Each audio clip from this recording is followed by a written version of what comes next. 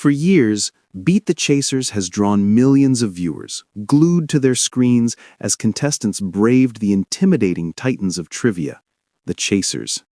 Among them, Mark Labbett, towering and sharp-witted, known as the Beast, stood out like a lion in a den of foxes. But, in a surprising twist, it wasn't a contestant who shook the game one autumn evening. It was the Beast himself. It all started with a casual podcast appearance. Mark, relaxed in a navy sweater, leaned into the microphone and dropped what he thought was a throwaway comment. Honestly, some of those offers looked disappointing because, well, we're playing a completely different game behind the scenes. The host laughed nervously, unsure if Mark was joking, but Mark didn't smile. You want the truth? The offers aren't just about the contestant.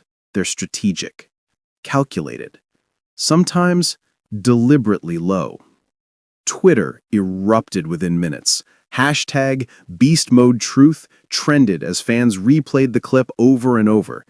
Was he exposing a secret strategy? Was Beat the Chasers rigged? Later that week, ITV summoned Mark for a meeting. Couldn't you have just said you liked working with Bradley Walsh and left it at that? One producer groaned. Mark, unbothered, leaned back in his chair. People deserve to know. It's not about rigging. It's about pressure, drama. It's a show. Then came the revelation. Each chaser wasn't just a trivia master. They were strategists. Before each episode, they received detailed dossiers, contestant profiles, prior quiz performances, psychological markers, risk factors. They weren't just guessing odds. They were manipulating tension. Mark explained, if a contestant is nervous, unsure, we might offer them something slightly better to lure them into the game. But if they're cocky, overconfident, we undercut them, make them sweat, make them second guess. It wasn't malice. It was television. Our job is to win, yes, Mark continued in a follow-up interview with The Guardian, but our real job is to make it thrilling. And sometimes that means giving a surprisingly low offer just to see what someone's made of. Suddenly, viewers saw old episodes differently. That moment when a £50,000 offer turned into £3,000, it wasn't a mistake. It was the spark before the fire. Some fans were outraged.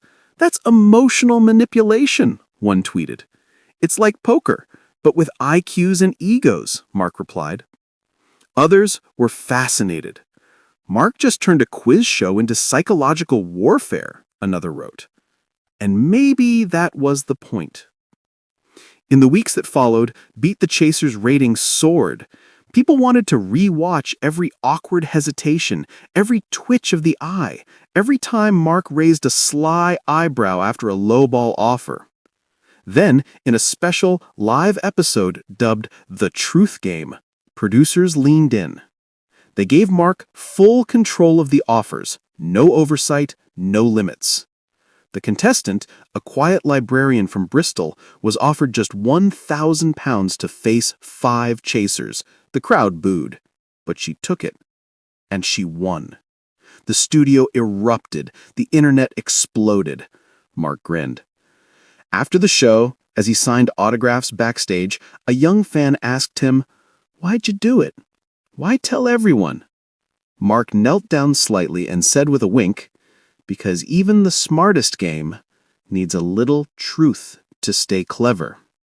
And just like that, the Beast became not just the brain of the show, but its beating heart.